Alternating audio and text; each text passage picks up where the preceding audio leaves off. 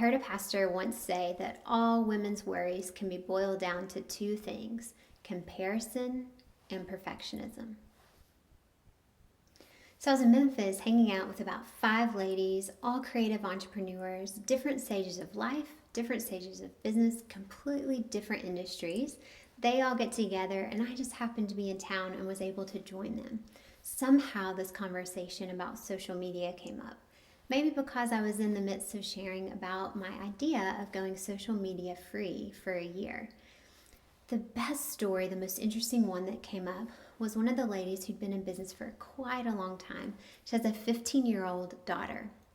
So she talked about all the kids at school have social media, they're all on their phones all the time, and she would never let her daughter have social media or Instagram. So for a long time, she waited until her daughter stopped asking for it. And at that point, she thought, well, she stopped asking. Maybe it's time. Maybe she's ready. So she let her get Facebook or Instagram or one of those social media platforms. After a little while, she started noticing anytime her daughter had a bad day, it always seemed to come back to something on social media. And she would ask this question, maybe we all need to ask ourselves: whose life or whose stuff are we comparing our life or our stuff to, and somehow believing that ours is no longer good enough? Over Christmas, I was watching TV and I saw this commercial come up, and it said something. I wish I remember who it was or what I was talking about, but it was something about internet or something trying to get us, but it said social media is actually good for us. Spending time on social media, studies have shown, have boosted happiness. I was like, where are they getting their statistics? Because I think there's a lot of statistics now on how social media actually is really harmful. Because what is it about social media? We get on there really desiring connection. And I think that's where they were getting this statistic. Connection is what we're seeking. Social media is just the platform for the true thing we're looking for: connection. Lisa TerKeurst wrote a book called Uninvited and actually talks about this a little bit. And I just want to read the section she talks about a social media study she conducted. So these are Lisa's words. According to a 2015 study I conducted in partnership with Barna Group, women ages 18 and older in the United States go to social media looking to connect and feel better about themselves, but only 14% walk away feeling encouraged. That's a whopping 86% who may be going about their day feeling emptier and more deprived than before. Nearly half of women report feeling lonely at least occasionally after spending time on social media. 62% of millennials say they feel lonely at least occasionally, with 1 in 10 saying they usually do. It's also interesting that 6 out of 10 women say they feel like they want to change something about their lives after looking at social media. The crazy thing is, it might come back to something like this. I want us to play a matching game. So on the screen now, you're going to see a little game, and there's 2 columns. One column is showing social media following. The second column is showing net income, actual numbers of net income for these same companies. So these are actual numbers based on my clients. Social media following on one column.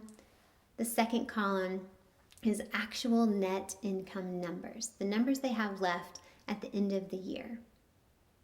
So I want you to take a minute and try to match these up. Try to see which ones go with what.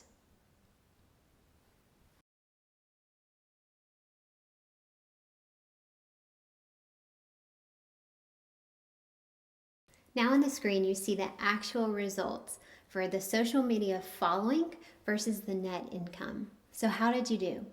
How many did you get right?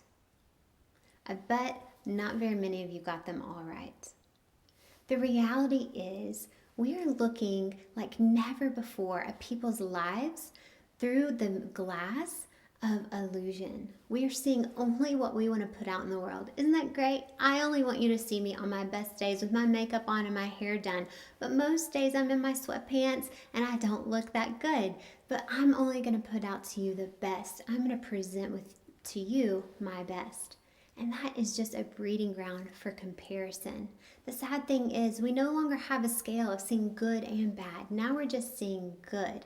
Like we talk about that highlight reel, we're seeing good, we're seeing good, we're seeing good. We're no longer comparing to truth.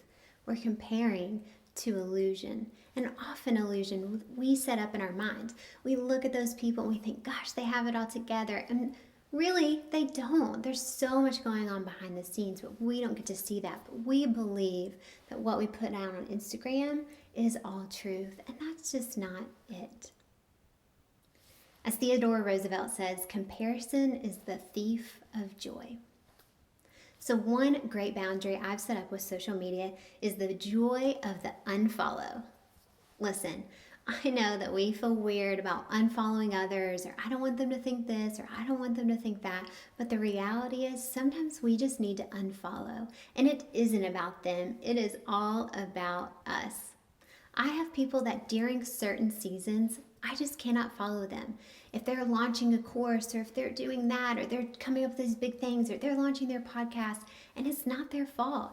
I just want to be in a place that if I'm following them, I want to be able to cheer them on enthusiastically. And if I'm not in that place, then I know it's okay to unfollow for a little while, to take that out of my life and out of my mind so that I can free myself up to come up with my own ideas and honestly to get to a place where I can cheer them on. So I'm going to give you permission today. There might be some people you just need to unfollow. You are falling into that comparison trap of their life, their house, their kids, their car, their business, their workshop, their online course, their website, whatever it is. You have permission to unfollow. That does not make you a bad person or mean that you don't want the best for them. It's okay. Today, step one, let's set a